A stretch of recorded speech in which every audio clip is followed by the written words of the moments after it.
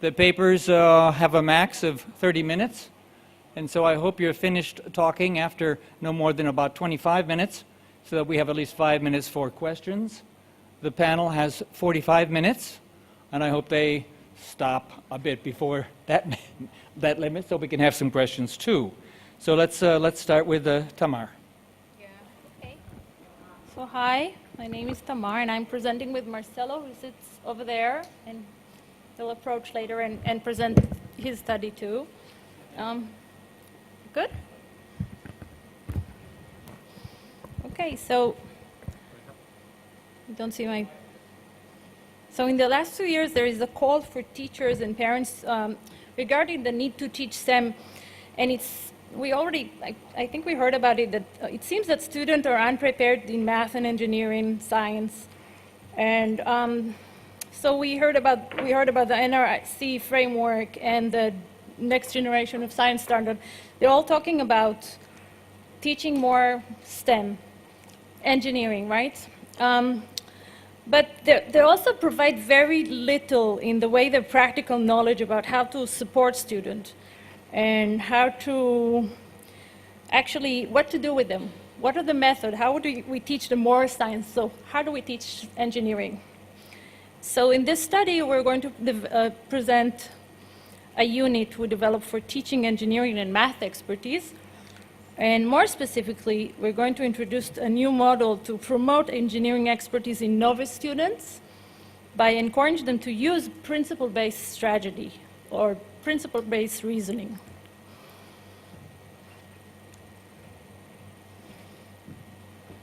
The middle one? Oh, it's not working.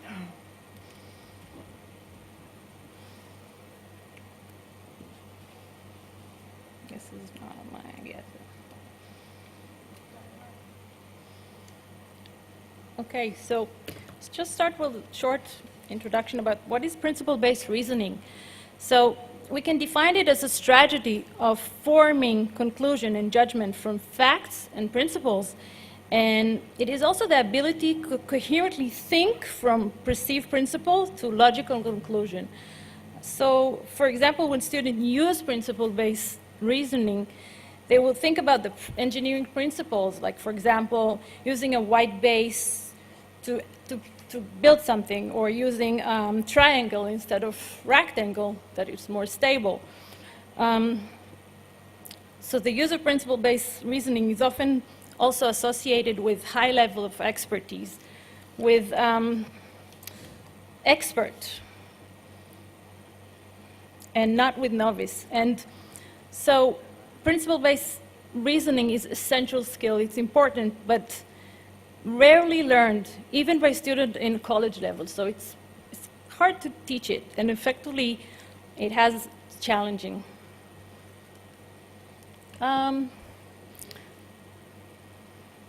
So sometimes non-experts cannot be expected to understand relevant domain knowledge and how the knowledge relates to the other pieces of information.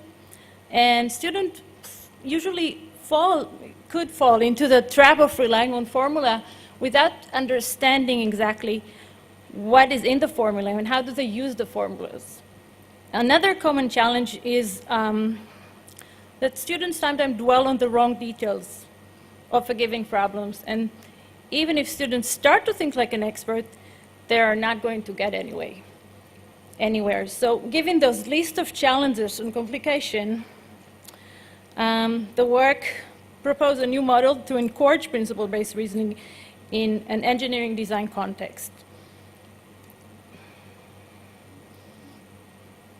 So two particular interests of the study were to examine ways to effectively leverage engineering and math expertise in novice, and also examine novice reasoning strategy.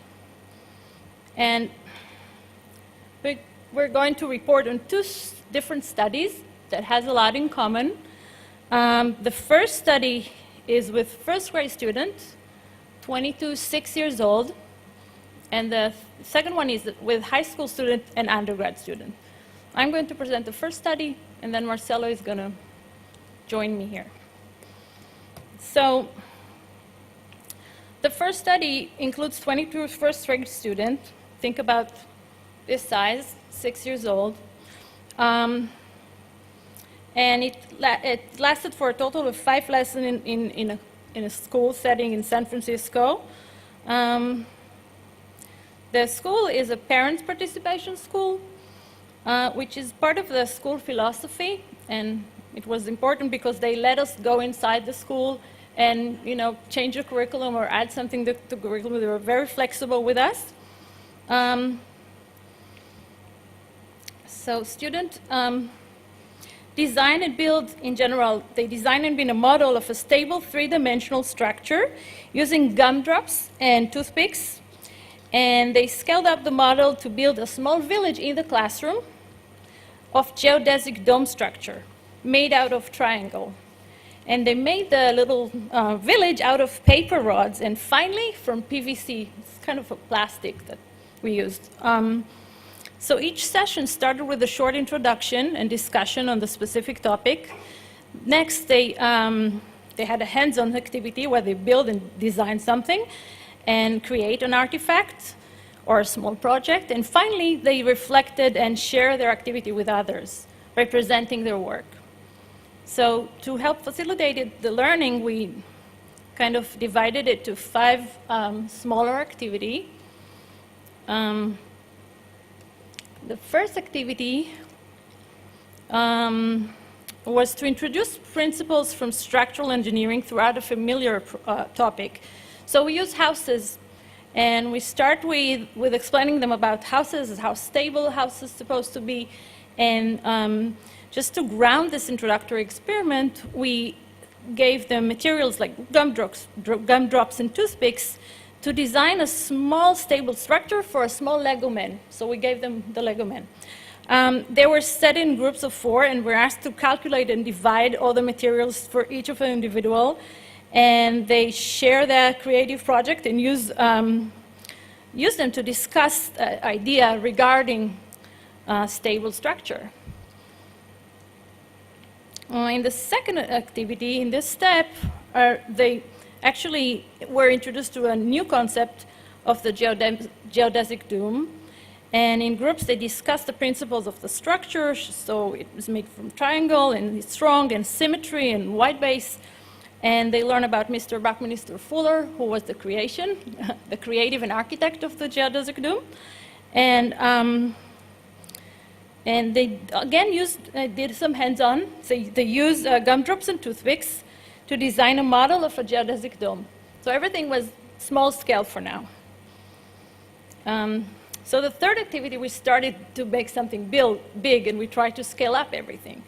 So in this one, the teacher demonstrated the design of a geodesic dome in a scale-up size. They actually removed all the table and the chair from the class and started to build a little village. So at this stage, they were asked to calculate the number of rods they will need in order to make one geodesic dome. This was a very hard question for them.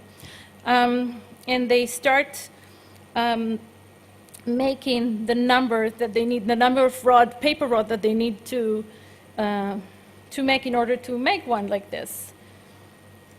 In this activity, they actually, in groups, built a little geodesic dome and collaborated together in order to stabilize it and place it in the classroom.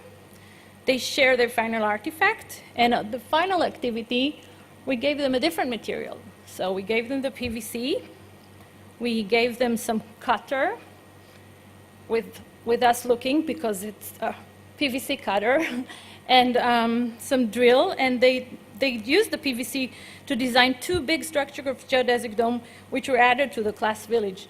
So imagine a class with no chairs and no table, and 6 geodesic dome from paper, and students are crawling underneath and want to live inside, and then 2 big PVC structure, just that you can see what was going on.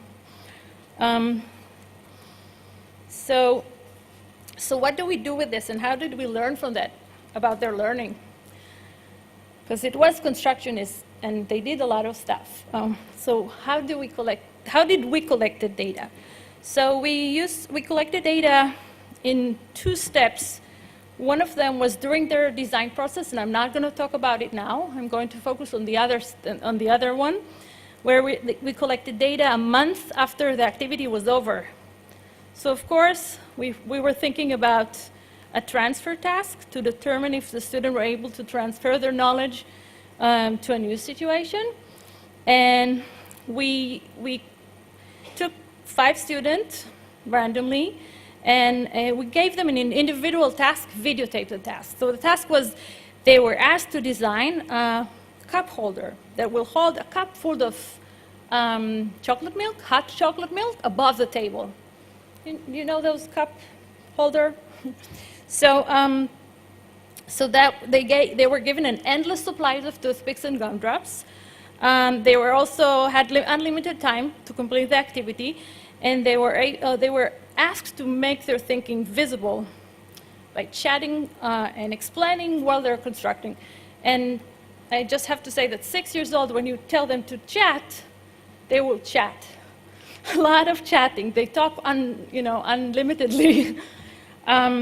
So we had a lot of talking. So the idea was to reveal their design process, right? And we also we gave the same task to an expert, an engineer from a prestigious university. I'm not going to say which university. And we videotaped him too. So we had the expert, and we had 5 students. And the idea was to reveal the engineering design process and compare it with the novice engineer design process. And we referred to the expert design knowledge as the ideal way to complete the type of task, right? So the findings were analyzed in 2 levels. We looked at the design process. So we did design process-based analysis with the video recording and everything that they did during the design, and then final artifact analysis. So we developed a rubric that will evaluate the quality of the final artifacts. And just going to give an example of how the data looked like. So each line is a student.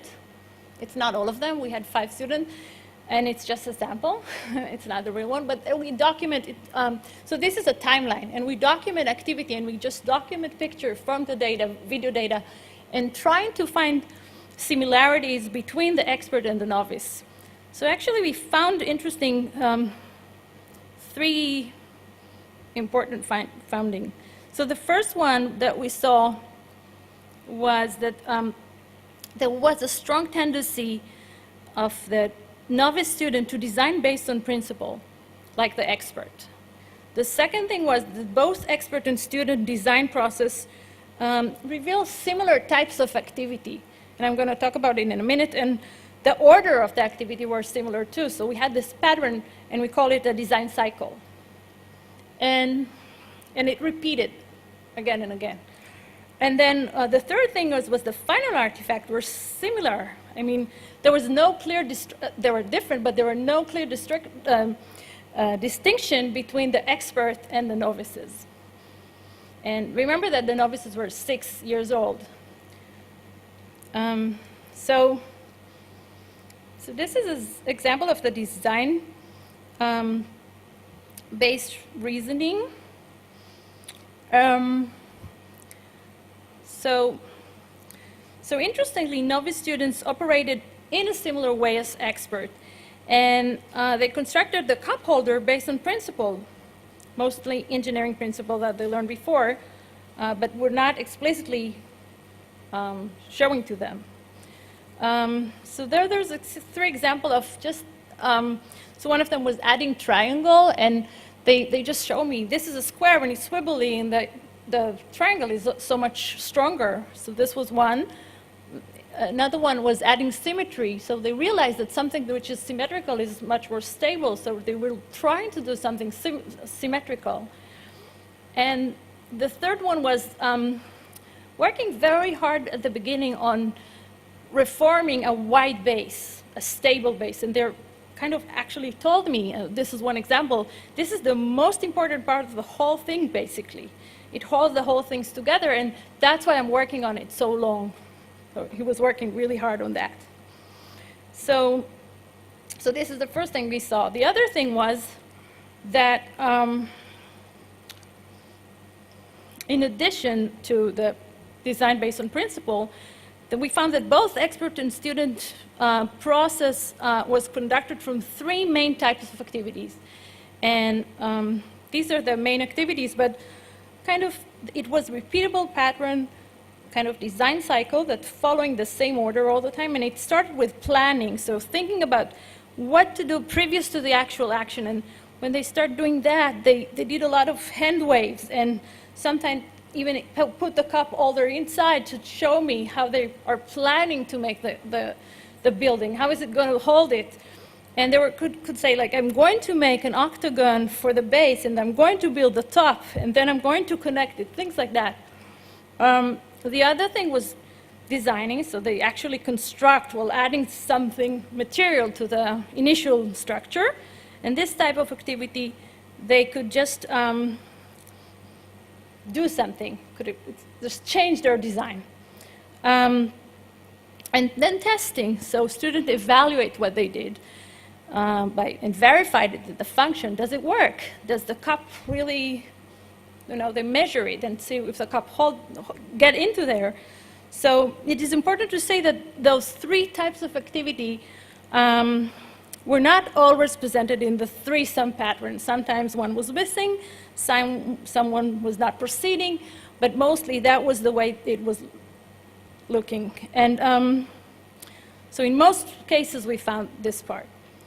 And then just one case study of one student, just to wrap it and show you how I wanted to bring a video, but I knew I'm not going to have time. So I'm just going to show this example, and I'm going to turn to Marcelo to his example. So this one is one student design cycle, which was completely based on principle. And we called it design-based principle, but also the planning was based on principle, because, for example, in this one, when he was planning, he started planning the entire structure while talking about an octagon and the line that will hold the entire thing. And you can see that he did like this with his hands at the button, because he showed me how narrow it has to be at the end and how wide it has to be at the beginning to make the thing stable. Okay, when he designed, he said that he wanted to make the base big and on the bottom, so it can be like steadier, and he was showing it to me and start building the octagon. And then when I asked him, why do you start with an octagon? He said, so because it's wider and stable, and it has, I'm going to make triangle. And then when he measured, he just put the cup on to make sure that it works and to evaluate the thing. Maybe I have one more slide to show. Yeah? Okay, so this one is just to show you the final cup holder artifact. And I just wanted to ask, so I'm not going to ask you, but I asked myself, which one is the expert? Because they all look similar, kind of not similar, amazing and good and interesting and different. And so we had a rubric and tried to rank them and show the differences. And actually, we didn't see clear distinction. So I'm going to stop where I am. Come on. Here, just. And all right. Yeah. So the study that I'm going to talk to you about briefly was similar in that students, high school and undergraduates, were given this sort of design task. This is very sort of like an engineering design kind of task. So what did they do? They were given basic household materials once again and asked to design something that can support a mass of less than 1 kilogram as high as possible at the table. Specifically, I ended up having 10 students, 5 pairs, and let me just show you the sort of what they did in the experimental process. So they started off with a pre-test. The pre-test was like, it was a repair task. You say, all right, here's the situation. How would you fix this? How would you improve the situation? Then they had a 3-minute long intervention, so this was not anything terribly extensive, and I'll explain exactly what the intervention was in a moment. After that, they came up with a design sketch of what they thought they were going to build. They did the activity together, and then they did the post-test, which was the exact same as the pre-test. So, during intervention, what did we say? We said research shows that in order to come up with the best idea, it's oftentimes helpful to come up with 3 viable options before settling in on a final design. To help you leverage this tool, we're going to show you some sample structures that can be useful. And here are the 3 structures we showed: a bridge, a ladder, and an igloo. And if people want to talk offline about why I chose those, I can explain that, but we'll skip that for now. But after having looked at these, we said, all right, now I want you to identify what it is that make these structures strong. What are the sort of principles at play? And to give you a sense of what students came up with, and again, this was completely, it was just 2 students working together. There was no instruction specifically. Here's an example of what 2 students came up with. So they said, balanced, all force goes into the ground, no stress on joints, force holds structure together. So this is not necessarily equations that they're coming up with. This is not formulas. It's very sort of intuitive information just based on their inferences from having interacted with these things in the real world and having, seen and sort of observed these things. And now to quickly show you guys a video so you can see what they actually did, compressed down to about 30 seconds, just so you can see what this pair of students did.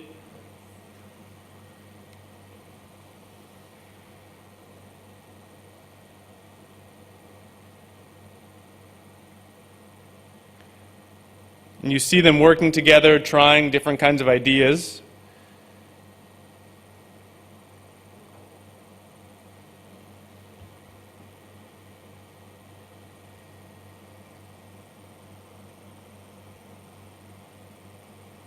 All right, there it is. So they got some of the work. So I sort of asked them I just wanted to get an idea of how they come up with their design. Where did this, and this is also to give you a sense of how they were reasoning through this process. And here's what they said. What made you think of the initial structure? That was me asking that. And they said, well, because it would balance more. I suppose I can try to go into detail about force, but I don't know much about that. I mean, my guess is that probably what we saw from the ladder picture, right? Yeah, that's true. So just the same concept as the ladder. So I'm mentioning this to sort of suggest that this is, again, it's not students coming up with specific formulas. And it's even not that formal in terms of how they're describing this. So really thinking about it in terms of everyday language. And that language is not something that, you'd go and you read in a textbook like, oh, okay, yeah, that's definitely physics. So when thinking about the impact of this on the overall experience for the students, I'm going to talk about 3 things. So how they performed on the task, their learning, and the process that they went through. So first, I'm going to briefly talk about performance.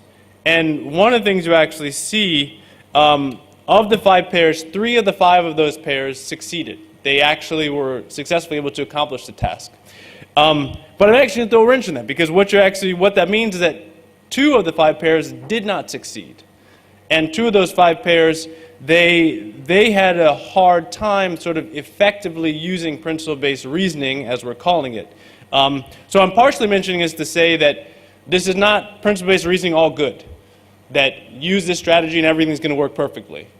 The situation can end in very, very different ways. When the students actually enacted the process, engaged one another and very collaborative about it, it worked really, really well. But when they didn't, when they were combative towards one another, it did not work very well.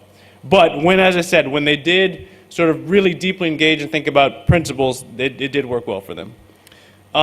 Second thing I mentioned is learning.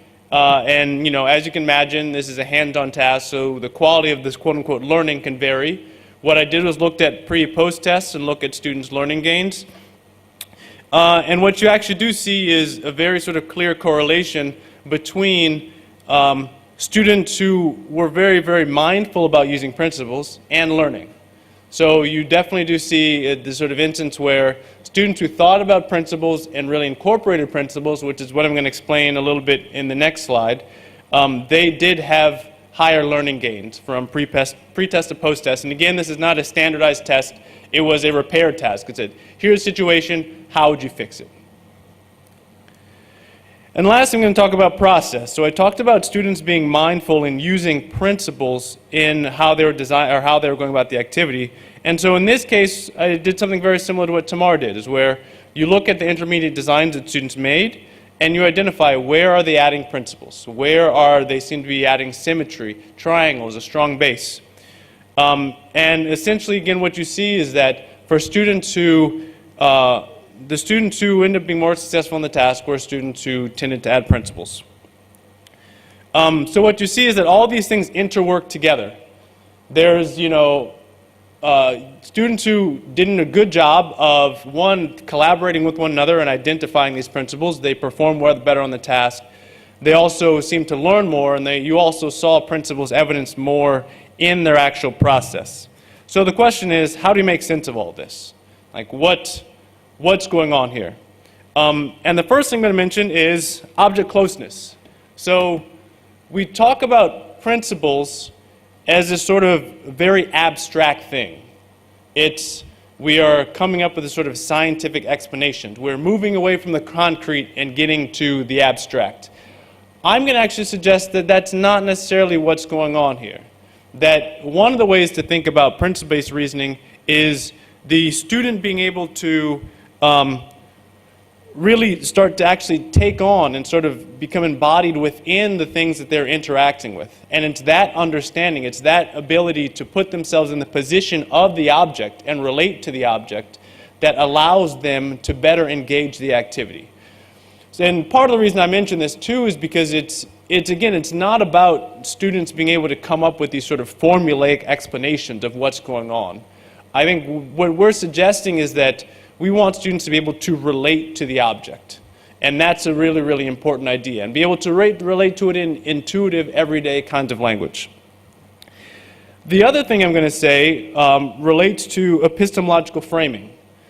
And that the ways that we sort of encourage students to engage with a given activity, that impacts how they themselves frame the activity. So I won't explain this in depth now, but what I'll say is that within some of our research, we've identified other strategies that students use. One of those strategies being materials-based. So the materials themselves cue students into how they should be approaching the task. That gives them their ideas. Another one is example-based, whereas an example structure, for example, a chair or a table is what cues students into how to approach the task. But what we actually see when we look at the sort of rich process data is that these different approaches, different reasoning strategies, whether it be materials-based, examples-based, or principle-based reasoning, that actually impacts the way the students frame the activity itself. And so that this is one of the other explanations, one of the reasons why we think that in this instance where students were able to leverage principles, we saw them perform in certain ways. And again, the emphasis of this is not to say that we want all students to always use principles, all students to always have to use principle-based reasoning. I think we as a research community know that that is not always the best way to go. But what we really want students to be able to do is have faculties to be able to use all these approaches. So commonly, students will use example-based reasoning, and this is very common with novices. So one of the ideas is, well, let's try to let them have an opportunity to experience what it's like to be in that expert frame, to be in sort of principle-based reasoning approach and leverage that as a strategy. So then in conclusion, just say, novices in this case, they're able to use principle-based reasoning, and we saw that evidence throughout their process. And we also saw it have clear implications on the sort of the success of their design. And again, principle-based reasoning is not just about being abstract. It does come to also to this idea of object closeness. And we sort of suggested these different kinds of instructional sequences around presenting students with familiar and relevant examples, and then letting them sort of both physically interact with the sort of objects and also work in collaboration. So there's sort of discussion going back and forth. But with that, I will close. I know we have only like 2 minutes left, so I will close, and tomorrow, and I will be happy to field questions.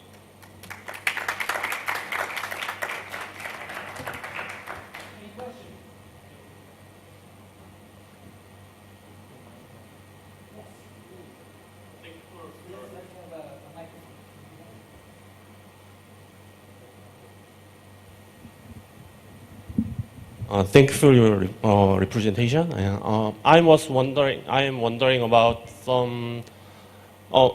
The novices make principles to make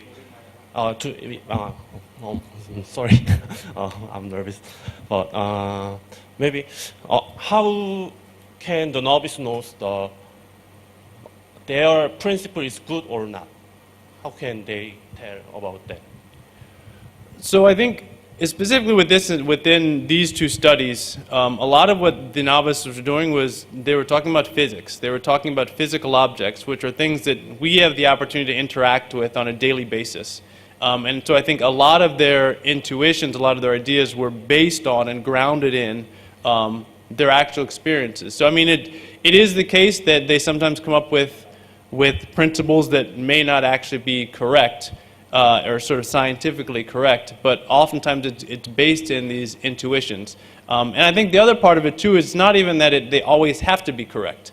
You know, I think one of the ways that you start to wrestle with an idea is you realize that it doesn't work. But I think that's also part of what we want to expose. We want students to sort of to think about the sort of assumptions and the ways that they are intuitively thinking about things. Thank you.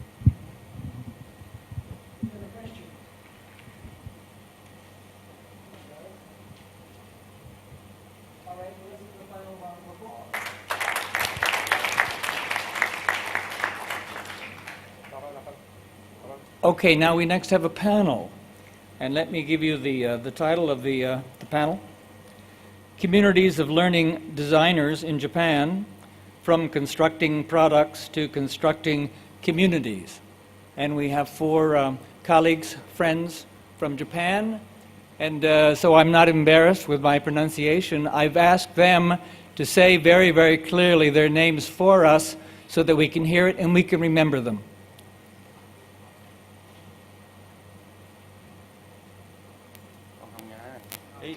โอเคนะแสดงเขาจบอ่ะมิวเรียมเลยพี่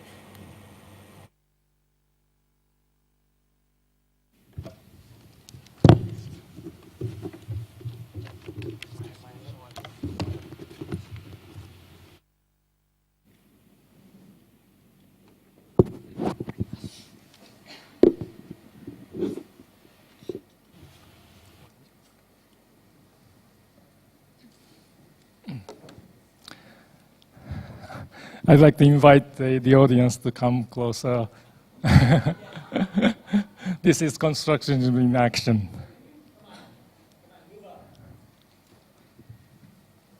Thank you.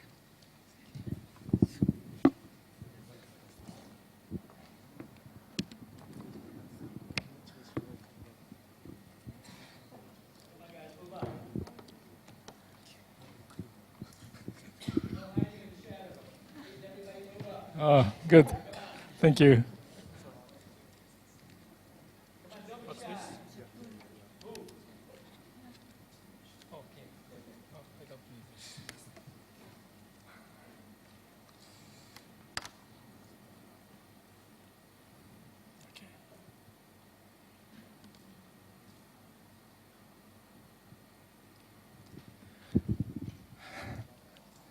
Good afternoon. I'm Yoshiro Miyata. Yoshiro Miyata. Okay. And I'm very grateful for this opportunity to introduce three of the best community designers from Japan. Nanako Ishido, Kazuhiro Abe, and Mihoko Kamei. And we'll be talking about the main title, Communities of Learning Designers in Japan. And I'd like to start by talking about the subtitle, which is From Constructing Products to Constructing Communities. And why we need to focus on communities. And to answer this, I'd like to address the question of how constructionism can contribute to world peace. And it's unfortunate that when we try to talk about peace, we have to talk about something not peaceful, like the sad day in when 130 people died in terrorism in Paris. But the terrorism is rooted in Syria, where almost the same number of people are dying every day, day after day. And these conflicts are rooted in problems like poverty and food shortage. And the number changes from year to year, but in some years, 10 million people die from hunger. And behind this is that 2 billion people living without enough food. And I'd like to ask the audience, do you think Japan is contributing to help the situation or contributing to the problem? Who thinks Japan is helping? Thank you. Who thinks Japan is making it worse? Okay.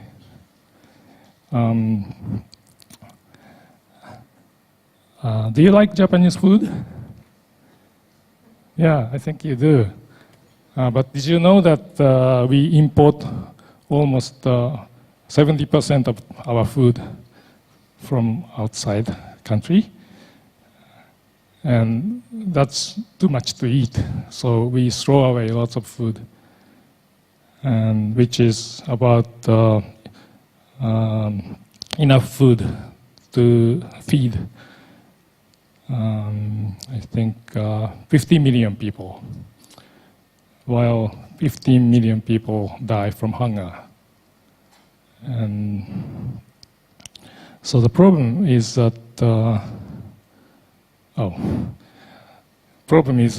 we cannot see this kind of problem when we buy food in Japan and when we eat food in Japan.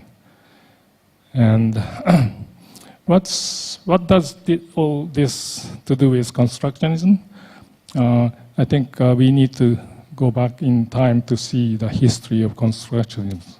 So what's the history of constructionism? Since Papad or since Piaget? No. We need to go back in history for a long, long time.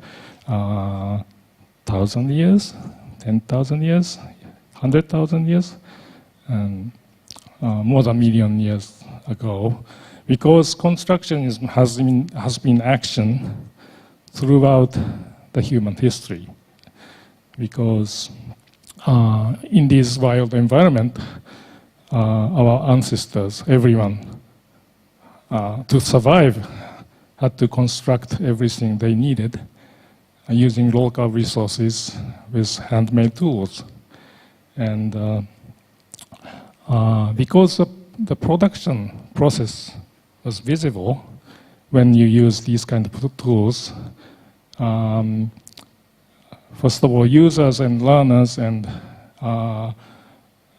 makers could build relations through using the tools and making things.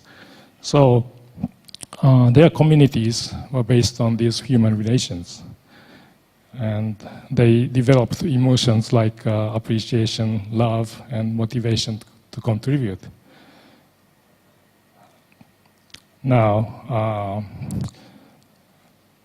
let's go forward in time to the modern society. But we have been using these kind of tools very recently. When I was a child, I remember making fire to cook and get warm. And but now we use microwave and air conditioning, and so we can turn on a simple switch or valve to achieve our purpose. So the problem is that the production process has become global, but the process is no longer visible. So we cannot, it's very hard to feel appreciation and motivation to contribute when we use these kind of tools. So, so we are losing the human relations that supported the community. So that's why we'd like to focus on constructing community. Now, the panelists will talk about what kind of communities they have been constructing in Japan. So starting with Nanako.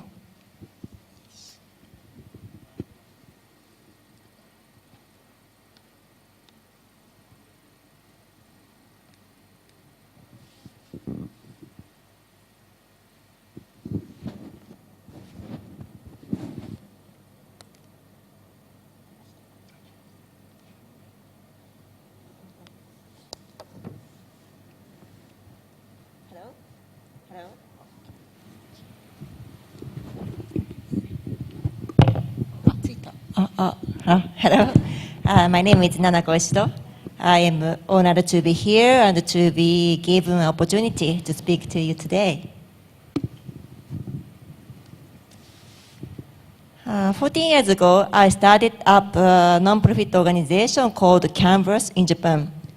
I have been striving to establish a creative learning environment for children living in this information and knowledge-oriented society in collaboration with the government, industry, and academia.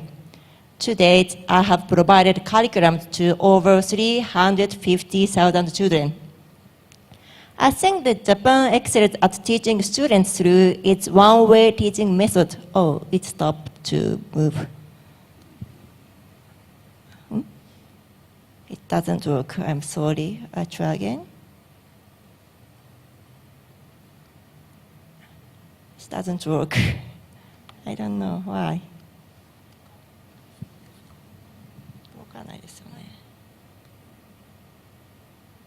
あれ？いや、こっちが動かない。It doesn't work. I don't know. When I check, it works well. It doesn't work, so I try to talk. I think that Japan excels at teaching students through its one-way teaching method, often cramming information to students. On the other hand, Japan is still not used to the creative and imaginative type of learning, learning through communicating and collaborating with surrounding peers. So this is why I started to seek improvement of children's learning environment in Japan, so that children could freely exert their creativity whilst incorporating the latest technology. Currently, I am developing curriculums where the students can learn through making. And so far, I produced hundreds of curriculums.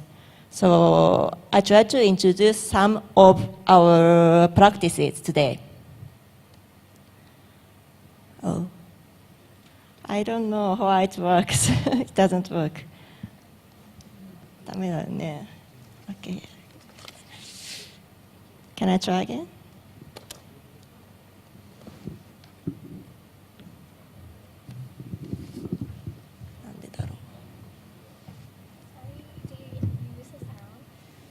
No, I don't need a sound.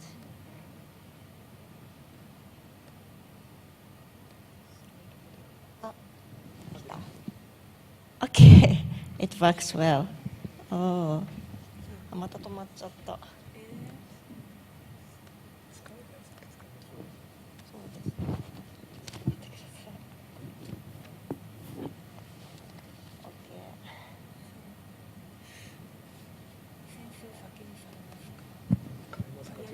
でもじゃあ、まあ、ペグの話があると思ってたからあれだけど。じゃあ私ビデオを取り出します。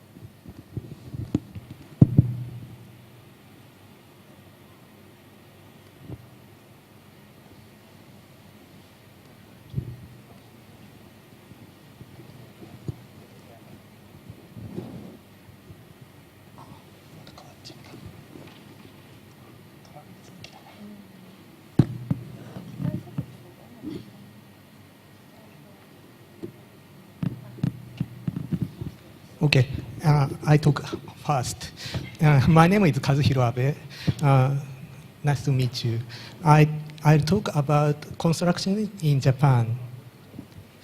My introduction, I'm a small talker and speaker and scratcher.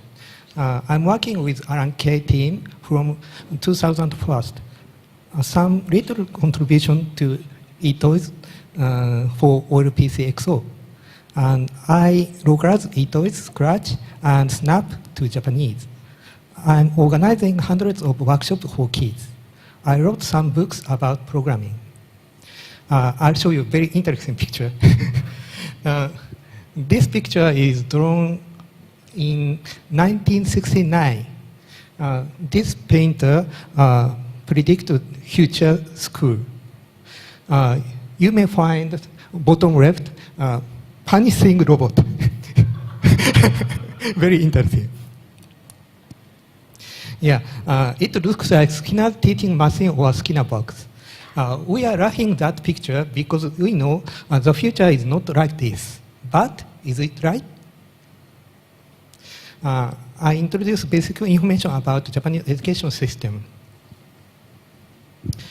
The Japanese government centralized education and it's managed by state bureaucracy that regulates almost every aspect of the education processes. The school education law requires schools around the country to use textbooks that follow the curriculum guidelines set by the Ministry of Education. The curriculum includes utilization of information and communication technology. But unfortunately, 3.3 pupils per one PC in public school, very, very small. But sometimes it's very old and sometimes broken. We have no period for computer science and programming in the primary education. We have a period of integrated study to cultivate way of learning and thinking and an attitude of trying and solve or pursue problems independently and creativity. The period is suitable for constructionism, but many teachers use it for just training, applications, and the internet or other activities. So, constructionism in Japan. In 1980s, Go was introduced as a new educational program language instead of BASIC. Milestone was translated in Japanese 1982 by Kyoko Okumura. And Takito Totsuka, a pioneer of computer education in Japan, taught at a small school in a remote area with his original Go interpreter from early 1980s. It's his curriculum. Pupils major big picture and major angles and translate it into log language. And they walk around the village and major steps and major direction. Finally, they made a picture in a logo. It's very advanced and interesting project. But constructionism had very limited effectiveness against Japanese education culture. Most of teachers cannot understand what is constructionism. In 1990s, the computer education was changed to using the application and CAI. Look like this. Wow. Left is a question and right is a list of answers. Pupils choose one of the list. If answer is correct, he or she gets a medal. Yeah. Wow, it predicts it's correct. Yeah, except punching robot. Alan Kay said it's a cargo cart or it's a junk food. I observed many schools that used computer for CAI. Pupils enjoyed it, but I almost agree Alan's opinions. Professor Kambayashi, Kyoto University, invited Alan Kay to Japan in early 2000. Alan visited the Japanese elementary school to teach squeak toys. Those projects are made by pupils of Wada Elementary School in Tokyo. The Pentium project is very interesting. Alan commented it. It is just an animation now, but he finds the law of physics through programming. It becomes a simulation. Scratch in Japan. Michiro visits Japan many times and have a strong relationship with Japanese scratchers. This picture, Nakahara Elementary School in Mitaka City, and he introduced Scratch 2.0. And at this time, many workshops held in Japan, every day, everywhere.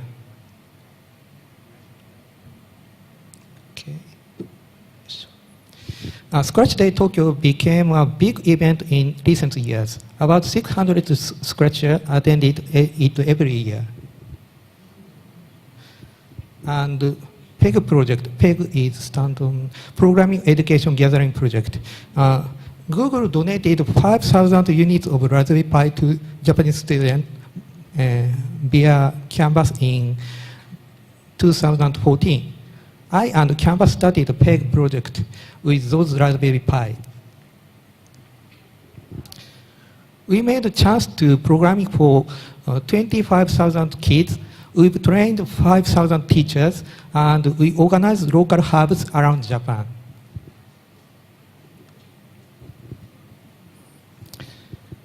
I introduced Keio Elementary School, a hub of PEG in Tokyo.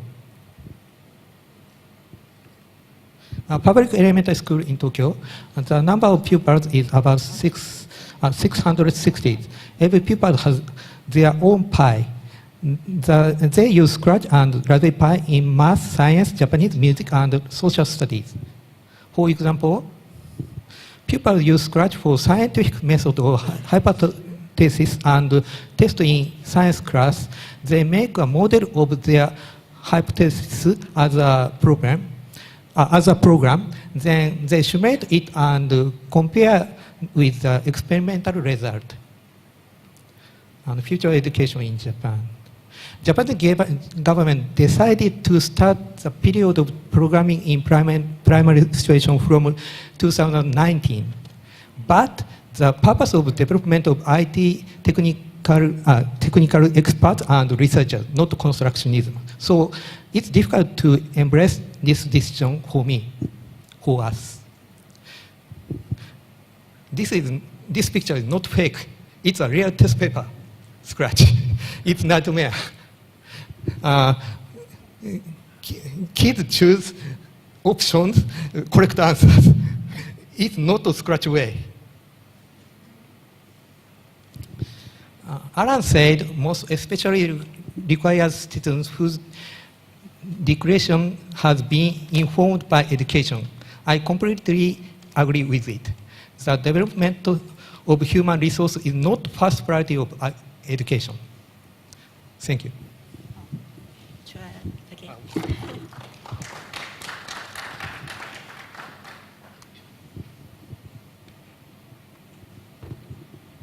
The computer didn't allow me to speak, but I want to try again.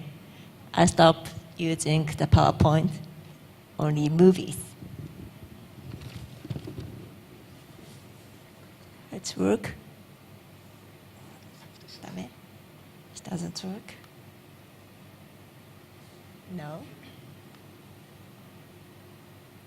これもダメかな。ここだけだと全然多分伝わらないと思うんだな。します。いや、でもその間チャレンジすることができないですもんね。No?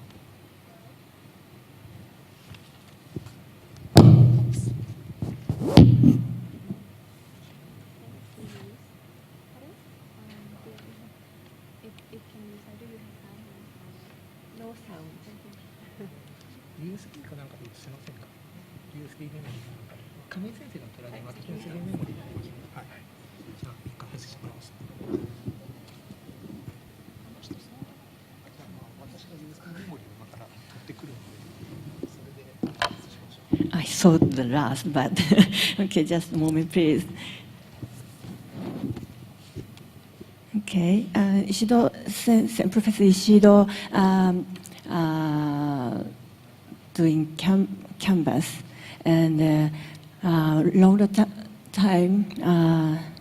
Well, just a moment, please. Workshop correction lasts 11 years. For 11 years, and Professor Miyata attended the workshop correction. Workshop correction, and he wanted to introduce in Aichi Prefecture. So now I will show you the design connection to construct community in action. The Aichi workshop gathering is started 2 years ago, 2014. And so I will tell you what is Aichi workshop gathering, because I thought Ishido Sensei shows workshop correction, and the workshop correction and what Aichi workshop gathering is very similar, but I would like to introduce what is different to you. So you can see the electronic crafts, and the other side is art crafts, and we many workshop designer has coming that day and present 300, 400 children and adults have fun that day, and this is the Professor Miyata is fixing the machine, and I think it's the interaction with the village of the name is Banchaga. Okay, can you recognize that girl in Thai? No? Well, anyway, let's go. So, and the next one is the, he is, the left side man is showing how robot is working, and the children so interested in that work and have fun. And the right side is the workshop of the kindergarten teacher made the student to think about provide the workshop. And this is the world of picture book, and ガラスのパン屋さん is the famous picture book in Japan, and the children make the pan, bread, making bread, and feel the word of the picture book. Okay, so who a workshop designer is the we have the variation. So I will show you the picture, and this is a limited connection, but in Aichi Prefecture, the many makers exist, like Toyota car, and so many people I think interested in the make things or share the ideas of the product. But so in Aichi Prefecture, many workshop designer exist and provide the workshop ordinary, but they are not connected with each other. So we think it's a problem because children go to the art museum, they have fun only at program or at workshop. They never have never fun of the, for example, technological workshop. So we wanted to connect it with each other. So that's why we had a workshop gathering in Aichi Prefecture at my university. And our purpose is to meet the children and adults, also adults, a variety of activities, workshop. And the second purpose is most important, we think, is to connect the workshop designer with each other. And so we had the workshop days in August in 2014 and 2015. About this, each year, about 20 workshops. It's not so many compared with workshop collection, but 400 participants were gathering. And so how we decided to, I mentioned we decided to connect with each other, workshop designers. So we have the meeting before workshop day, before and after workshop day. And so adults have fun before the day. And so we made meeting before and after workshop day, and various workshop designers at local area in Aichi Prefecture were connected. But we found difficulty to understand with each other at art crafts, workshop designer and technological workshop designer. Why is it learning? So we had to discuss about that. So the first year result is need more meaningful meeting. So not, I think it's because not enough time to exchange the information and play each activity. So next year we have the several meetings before the day, but to discuss the concept and the management. So this man said workshop is not only for children, but also adults have to have fun. So, okay, so we have the separate meeting after that, and yes, this is the student. My student is have fun or trying to understand deeply to attend the workshop, all workshops. Okay, or you see all of them. They are adult students, and many workshop designers have fun, and so it would be. We think it was nice. The meaningful, meaningful connected, because we workshop, I exchange 4 hours.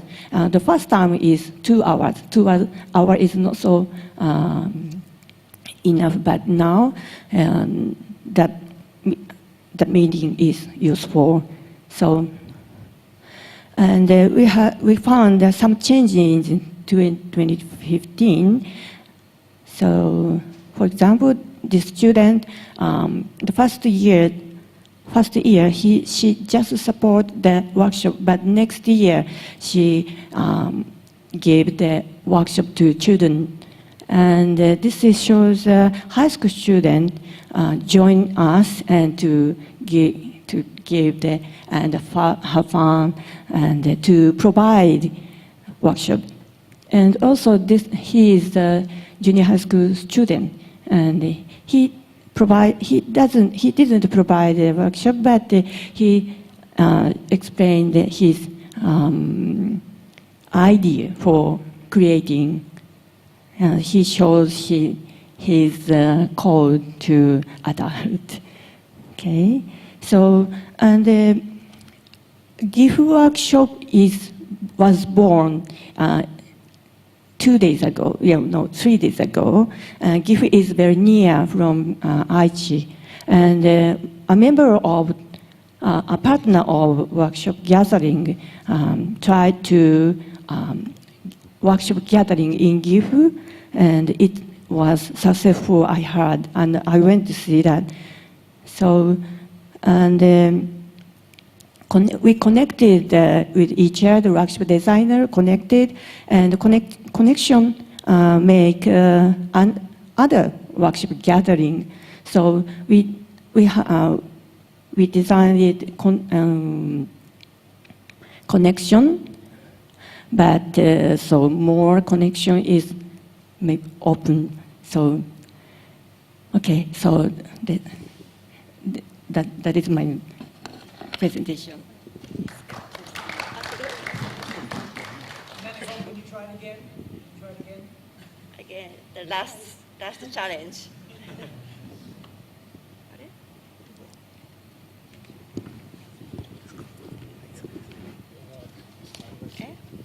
もう来てんですか？ですよね。あと15分なんですよね。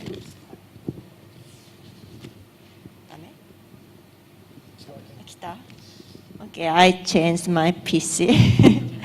This is the last chance for me. Okay, I really want to show you my. Oh? No?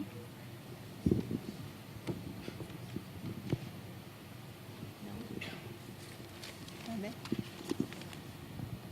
なんでだろう。来ました？ Okay, thank you. I think I should not move, so I stop to speak. Okay, this is the video of the workshop collection, as the Abe-san and Kamei-san said. It is the place to create the animation, films, music, robots, regional newspapers, and so on for the children. Various workshops gathered from all around the country, and every workshop is designed for children to make and express. Last year, 150 workshops get together, and the visitors reached over 100,000 people in just 2 days. The main venue was in Shibuya, Tokyo, but there were other satellite venues all around Shibuya. Workshops were also held at 100 other venues with 350 workshops in various parts of Japan. This was all part of our big project called Kids Day, where we wanted to assign an official day to celebrate and support children's learning through making. Making was the key concept that we cherished when producing workshop collection. When we look around, we can find many activities or events where children are encouraged to look at something or to listen. But at workshop collection, we wanted every child to make, present, and communicate with others. The event was mapped out to celebrate children's creation and communication. Let's deliver a new learning method with a fun, stylish vibe, just like the fashion show. With this mission in mind, I started this project, and the event has now reached its 11th anniversary. Such learning style is now becoming popular, I think, in Japan, as I could tell from the fact that the 100,000 people visited this event in 2 days. My wish is to create a learning environment for children. It is not about education at all. It is about creating an environment for children to learn and experience. So I want to show you another practice. Okay.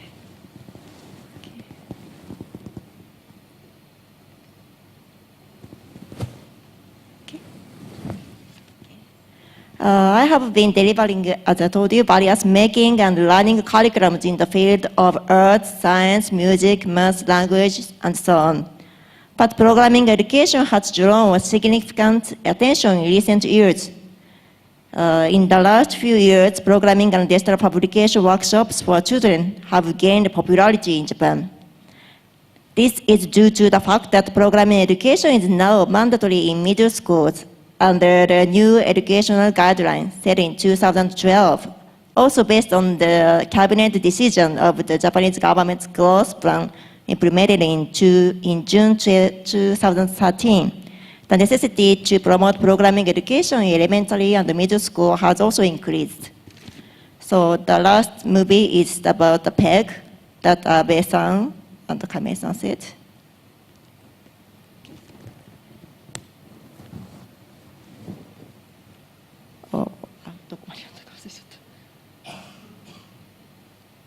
We have been delivering the programming workshops ever since Canvas was established 40 years ago, but it was actually the programming workshops held in the year of Great East Japan earthquake that spurred our activities.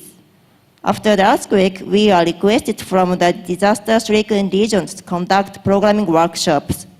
In one summer, we managed to deliver programming workshops to 600 students.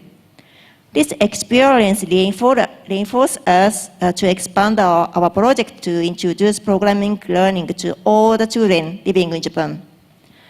This project is PEG, PEG, Programming Education Gathering, collaborating with 90 primary and elementary schools, universities, education-related organizations, and the local government and education board in 7 regions. We have managed to provide programming education to 25,000 students per year nationwide. Not only did we deliver direct workshops and lessons to children, but we also trained 1,000 teachers and shared examples of classrooms. The curriculum made with teachers on the internet, so seeking to raise public awareness. We valued gathering the community activities of PEG, PEG, in other places in Japan. And as a result, 14 different regions in Japan started to supporting children's programming learning, which I believe led to the creation of regional communities. School teachers and parents were really amazed to see children creating original ideas, not because they were made to, but because they wanted to. It seemed like thinking for themselves enabled students to understand other friends' ideas. And there are many scenes where students appreciated each other's work and supported each other. Through these workshops, I think children learned independent learning. I mean learning by themselves. When children discover something new, they look really happy. Learning and playing are essentially the same. They are very fun and exciting. Independent, cooperative, and creative learning. These are the kind of learning I wish to deliver in Japan. Actually, I wanted to talk more about it, but there's no time, so I stopped talking. Thank you.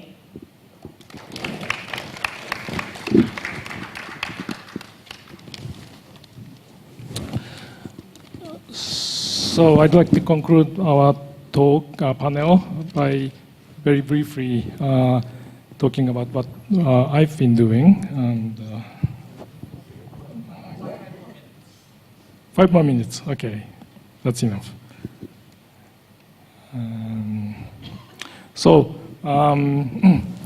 I've been trying to expand our community to the world with global collaboration. And we call it World Museum. And we have now partners in more than 30 countries, including Antarctica. We have been doing many projects, but I'd like to show you just one most recent example, which is, I skipped this, which is World Peace Song Project, which is, can I get the sound? Yeah, it's plugged in.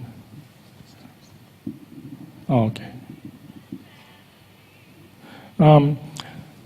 It's a project in which children in many different countries can sing and create a song in their own languages and sing together in a global chorus. And we had a concert in Nagoya last year, in which 15 different countries, children joined the global chorus, and we worked with professional musicians to make music. So making the process of making the music was visible to everyone, and so we could connect makers and users. We did this collaboration globally in different languages, and we broadcasted the concert to the world so that the partners can listen and watch our performance and send out messages to real time, which was displayed on the screen, on the stage. And we are going to do this right after this panel in our workshop, World Peace Song Project. So I'd like to invite everyone to join this project and sing a song of peace. This time we like to focus on creating song for children in Syria. So please join our workshop right after this panel. Thank you.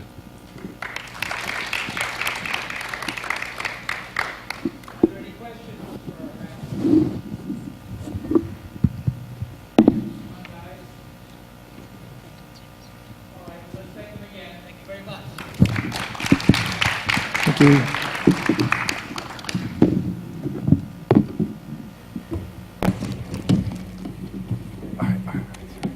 All right, we have one more paper.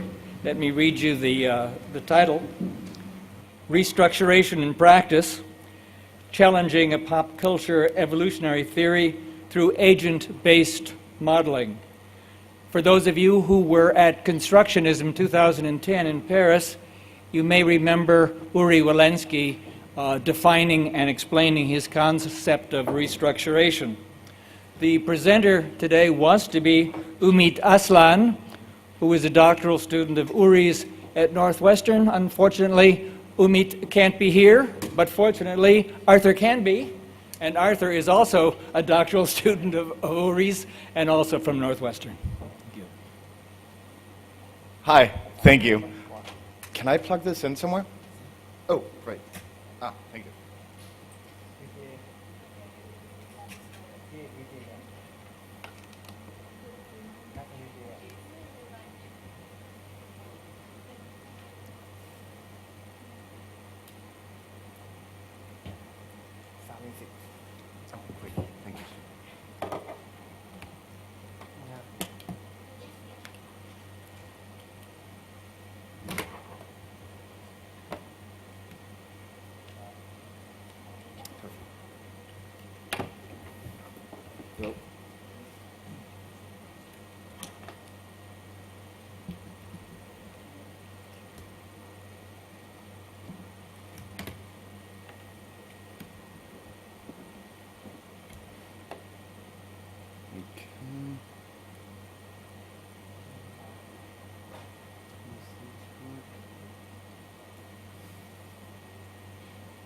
Yes. Great, thank you. Yes, so as Jim said, I am also a PhD student in Uri Wilensky's group. I'm from Denmark. I think that's why Jim didn't pronounce my last name, but it's Jord. Yes, I'm a fifth-year PhD student working with Uri, and I'm here to present Umit and his work with Uri. So Jim sort of set the stage a little bit, but what I'm going to do today is to present a thought experiment on how we can take a constructionist approach to redefining at least aspects of scientific literacy. And the fundamental thesis behind Umit and Uri's work is that I guess that science is hard, and more specifically that it requires domain knowledge and it requires representational knowledge that makes approaching and questioning and really wrapping your head around scientific ideas very difficult to the point where it becomes inaccessible to many people. And what they propose in this paper is that by taking what they call an agent-based literacy approach to playing with assumptions or thinking about assumptions in scientific claims, that we can make them more accessible and that we can make it more interesting, and hopefully that we can sort of broaden this ability to participate in engaging with scientific ideas. So as I'm standing here, I'll try my best to channel Umit and Uri. I haven't decided yet if I should say we or they when I talk about ideas, so I might switch back and forth a little bit. I hope it's no more confusing to you than it will be to me. Yes, so introduction. So there's something missing up there.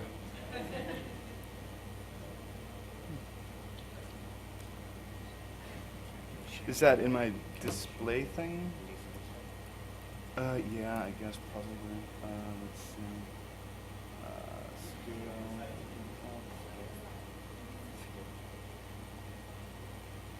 Oh. Why does it know how to do it right? Yeah. Yeah, it looks great on these small ones. Can you guys, is that okay? Because then we'll just, yeah, that's fine. Perfect, thank you. Oh. Well, now my notes are up there.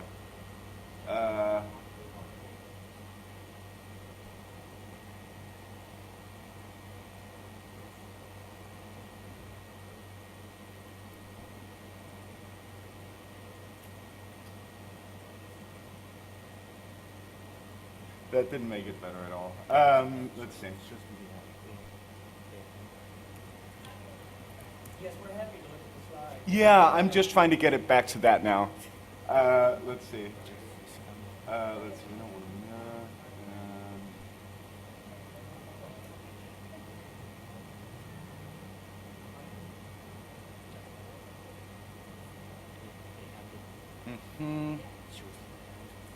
Is this right?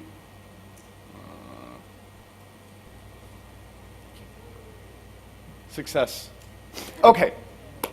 So people are being bombarded with all these scientific ideas, scientific claims about human evolution or depletion of fisheries or the disappearance of honeybees, happening all the time in media. And the fundamental question that we start with here is how are people supposed to sort of engage with these ideas, and how are they supposed to examine them? Did I do that? Okay. And what we know from research is that, we deploy this idea of just plain folks, one of Jean Leib's terms. And what we know is that when they engage with scientific ideas, they leverage very simple heuristics like, is this a credible news source? Or do I believe in science? And neither of those are particularly useful for really sort of picking apart what's going on when we meet scientific ideas and scientific claims. And of course, one of the big problems is that, of course, we want this idea of scientific literacy. We want people to have scientific literacy. But we, as sort of a society, not necessarily us in this room, assume that school is the place for learning scientific ideas and for sort of preparing for life dominated by science. And the first problem is scientific method can be impractical for just plain folks. They don't have the time, the expertise, or the resources to really use that as a way of engaging with science. The second problem is that stuff that we learn in school, we forget very quickly and very easily. And so it's not really necessarily something that we can leverage. So we need some other way of dealing with all this scientific stuff that's being thrown at us. So what is that? What is the scientific stuff? Well, here's one experiment. Here's one example of it that we built this thought experiment on. So let's imagine Alex. Alex, like most other people, enjoy watching YouTube videos, and one of the kinds of YouTube videos, or one of the channels, is BBC Earth's YouTube channel. And back in April last year, this showed. I want to see if the sound works. I'm not 100% sure that it will. Oh. The sexes are forced to battle because females have a score to settle. And it all started about 1 billion years ago when simple single-celled animals, like these paramecium, rocked the world.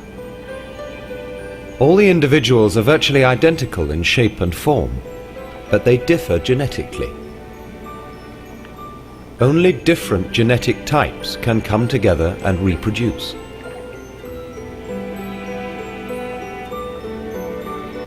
Sorry, while we're watching this, try and pay attention to what the claims are, just the individual claims, the small assumptions that the narrator is listing.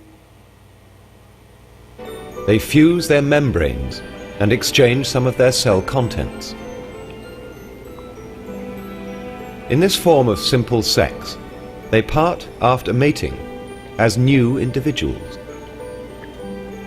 There can be dozens of sexes in these animals, highlighted as different colors, and there are no battles.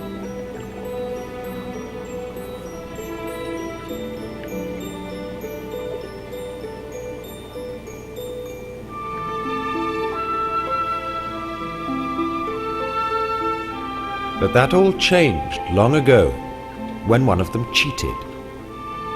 A quirk of evolution made one of the sexes smaller, and this turned out to be one of the most significant events in life on Earth. The smaller types were more mobile, and so monopolized the matings.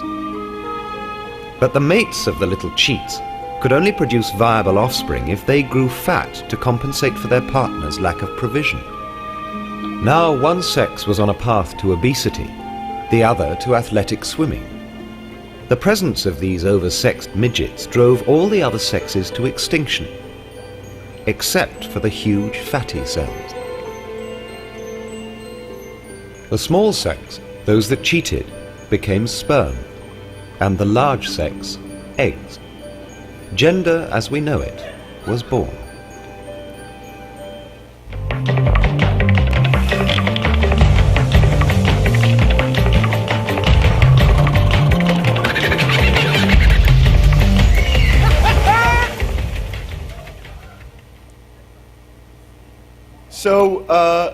So that's the BBC and their approach to how this happened, and I guess the sort of the obvious question is this, are they right, or is this a correct way of thinking about the explanation for why, for what happened? And with sort of a very strict scientific approach to this, if we wanted to find out, we would go to the sources, right? We would go to evolutionary biologists, and we would say, so what do they say? What are these explanations? And I can try and read from one paper that basically gives the same explanation, but in evolutionary biology language. So let me see. In the ancestral unicellular state, the gametic and zygotic survival functions, M as a function of G and S as a function of F, are likely to be similar in shape and location, leading to isogamy, and so on and so on. Now, it's not that it's totally impenetrable, and probably there are people in this room who knows what all of those words mean. But I think even the people who do know it would agree that this is not accessible. It's not easy to understand what an explanation that relies on this much jargon and that sort of tries to explain these mathematical functions sort of in this prose and tying in with all these different jargon words. And so that doesn't seem to be, at least there are sort of limiting factors in terms of how easy it would be for Alex, our friend, to sit down and look at this. And of course, another challenge is, even if we then sit down and look at these formula, we start to get at the representational knowledge and the things that just require that you understand these different multivariate functions and how all of this plays together. So what we're proposing is to take a different approach to even thinking about what the BBC was claiming. So you sort of try to pick up on all of these different claims. If Alex were to rely on just whether the BBC is a credible news source, obviously the BBC is generally credible, I think most people would agree with. Their narrators have this very convincing British accent, which also often helps. But of course, we would like our friend Alex, our hypothetical Alex, to be able to engage a little bit more with these each of these individual claims. And so we want to sort of start diving into Uri's and Timo Pappert's idea of reconstructions, of this idea of taking the kinds of knowledge that it takes and are required to engage with scientific ideas and to shift them in a direction that are more accessible and or more easily applicable to particular kinds of knowledge. In particular, in this example, all these different ideas about small mechanisms in the explanation. And the general argument is that agent-based modeling has the power and the potential to play a critical role in lowering the threshold of entry to science and thereby facilitate this democratization of participation in discussing and thinking about scientific concepts and claims. And this is sort of the agent-based literacy aspect, thinking about claims and mechanisms. So, oh, sorry, I was looking at that here. That's confusing. Anyway, but if you paid attention to some of the words that they used in this BBC clip, they used the word cheated and quirk, right? So the quirk led to the first what we would think of as mutation in size. That was a quirk, and then that these smaller things that then later evolved into sperm were cheating. And both of those words, of course, are made to, presumably used, to make it sound fun and interesting and sort of provide an easy entry into this larger dynamic coming out of the mechanisms. But we can also see where people would get the wrong ideas once we start anthropomorphizing or talking about quirks in evolution instead of really getting to what happened.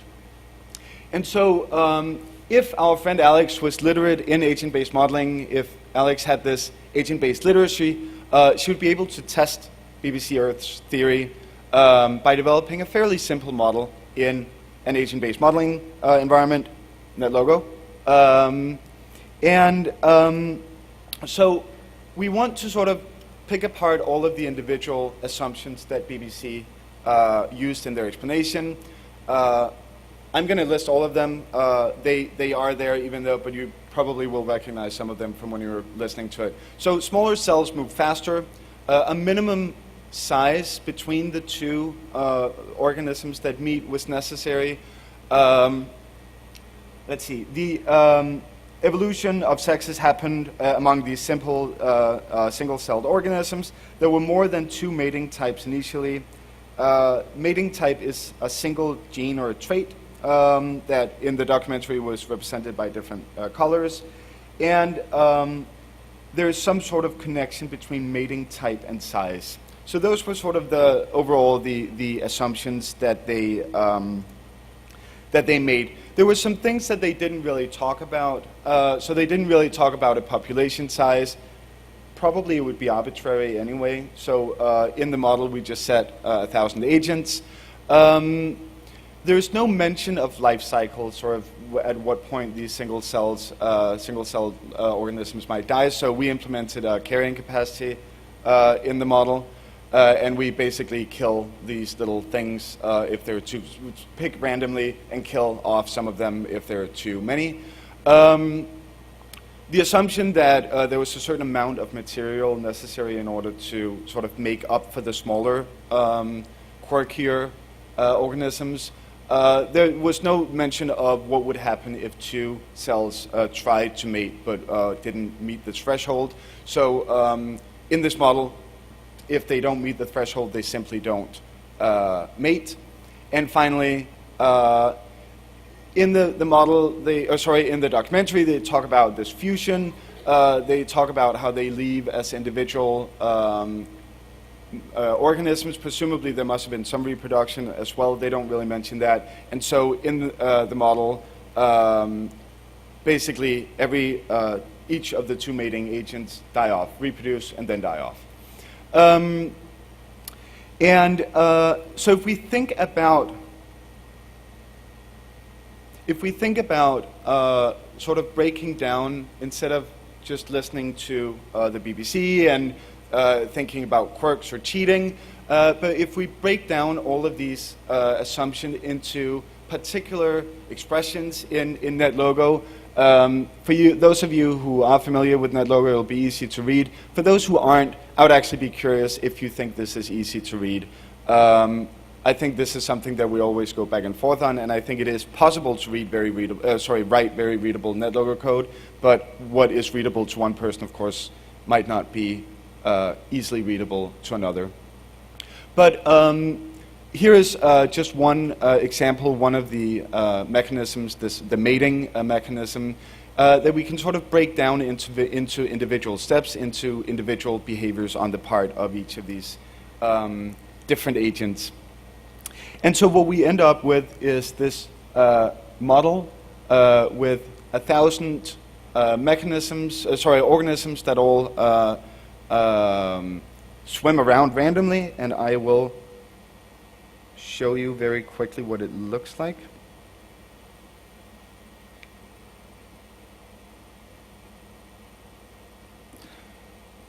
Oh. Yes? Yes. And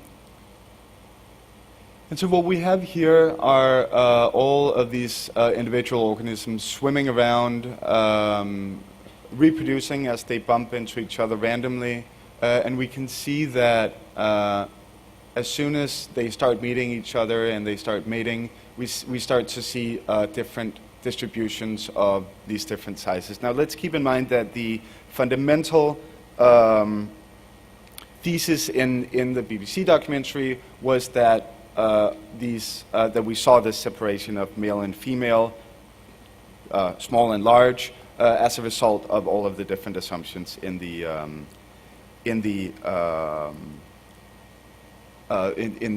documentary. And so once we have this model, once we have sort of offloaded all of these different assumptions into the model, into the code,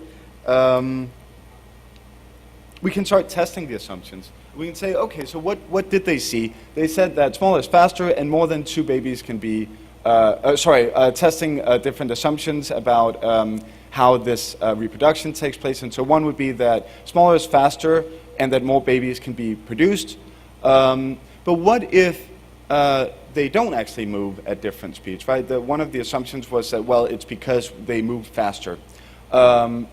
And so let's just look at these first two, the setting 1 and setting 2, and say, in their claim, it was that because these smaller things move faster, they're more likely to basically survive and stay around as this new thing that then separated into a sex. And if we look at the results just between 1 and 2 up here, we see that even if we don't make them move faster when they are smaller, at least in this model, it doesn't actually seem to have any difference. And most likely it's simply that we end up with a lot of them, and so we just end up seeing this randomly. And this idea that there's cheating or quirk in the process or in the system, we can also see that it's not really about cheating or about quirks. It's just that if we run this randomly, this is what happens. And so by taking all of these individual claims in the BBC documentary, our imaginary friend Alex, who didn't have all of this domain content knowledge, was able to take out all of these individual mechanisms, separate them, express them in a different way, and in that sense sort of allow her to enter this world of evolutionary biology in a way that she would need much more specific kinds of content knowledge and representational knowledge in order to do. And so that is the fundamental argument, that we can take these kinds of scientific ideas and claims that we see in popular media, engage with them in a very different way, and in a way that is, we would claim, very intuitive and easy, and gives us a new way of knowing things, a different kind of epistemology for rearticulating and thinking about scientific ideas. So of course, a few disclaimers about the thought experiment.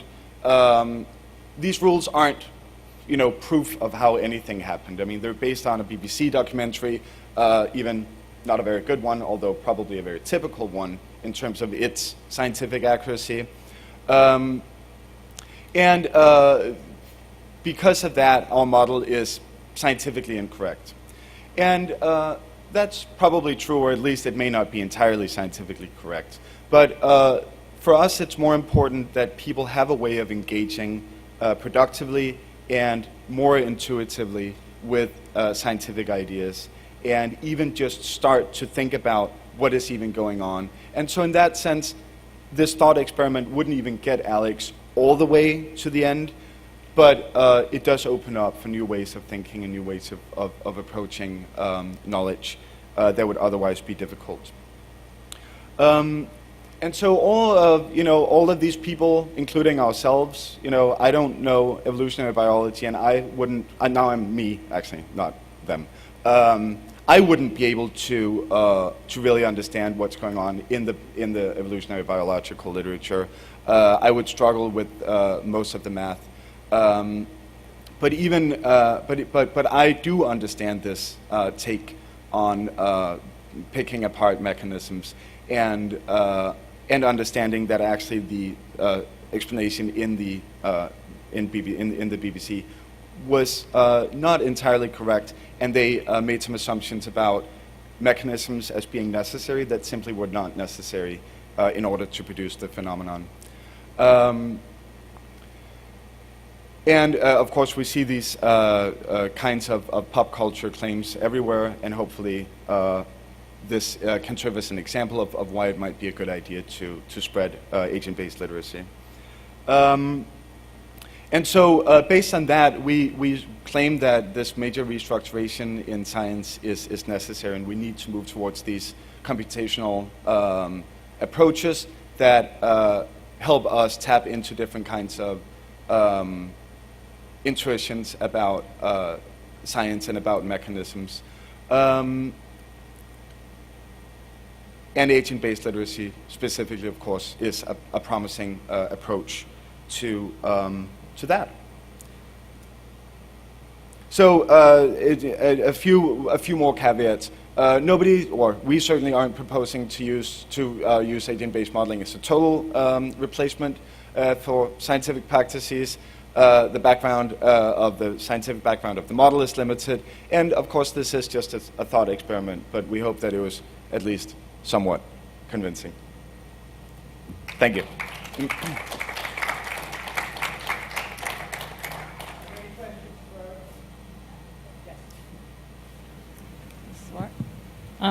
Okay. So I know you're just the media. You're not the real person, but maybe I can. So I was just thinking about, concerning about how you can mislead. I don't know how Alex is, but even if she's an adult and you want to teach her correct science, so I know you learn a lot. Maybe not science, but you learn about modeling, computer thinking, and But do you have any thought about how to make it that it will work, that she will understand the science and not just how to build a model, which is maybe not correct model? I mean, I think it's obviously a very good question. And I'm not saying that's all, although I am thinking. So agent-based literacy comes with its own set of knowledge requirements, of constraints. And I don't really know the answer to your question, and I'm not sure anyone would have a very strong opinion. My own take is that, first of all, that this is to some extent about just playing with these thought experiments, right? I mean, this is a thought experiment about a thought experiment in that sense. And I think that there's something valuable about taking these mechanisms, like breaking down explanations into these mechanisms, and sort of, sort of like the principle-based, right? Like, what are people thinking about the fundamental building blocks of the explanations? And that, of course, comes back to, what is the role of intuition? What is the role of just drawing on the things that we know or we think we know, and sort of allowing that kind of pluralistic epistemologies in thinking, in order to ensure that what ends up being your model is actually scientifically correct. I think is always going to require some level of content knowledge and or access to content experts. Yeah, I know it's hand wavy, but yeah. Okay, any more questions? All right, then let's.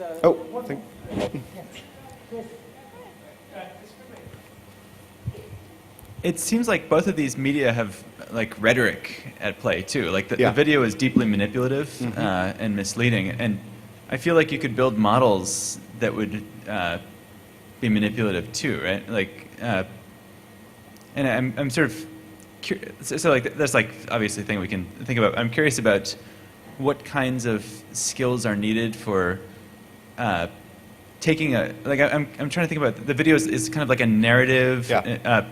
By showing the microscope film, it was sort of, in a sense, providing evidence. And so if we were like kind of vaguely not thinking we're not quite just plain folk, we're like, oh, but I saw some evidence for it.